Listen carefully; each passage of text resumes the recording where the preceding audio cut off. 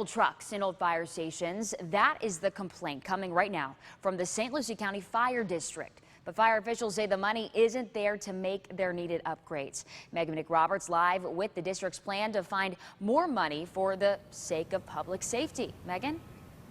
Well, some of the fire stations in St. Lucie County were built decades ago, such as Station 7 here in Fort Pierce, you can see was built in 1977.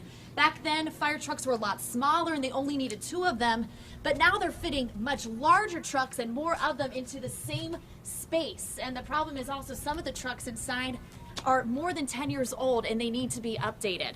The problem is that the fire district's budget is maxed out and officials say they're already having to tap into savings to make ends meet. The district is allowed to borrow money from lenders, but legally they can only borrow up to $1.5 million.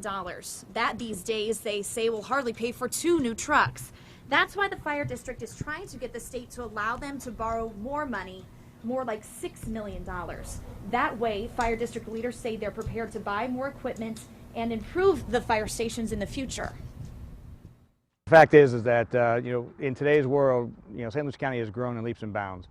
We are expecting to have over 340,000 people over the next 20 years. And so we're preparing today for the future, and that's what this is about. Now there is a bill working through the legislature right now to allow the fire district to borrow more money. District leaders hope to see that pass sometime in this current legislative session. Reporting live in Fort Pierce, I'm Megan McRoberts for the Now South Florida.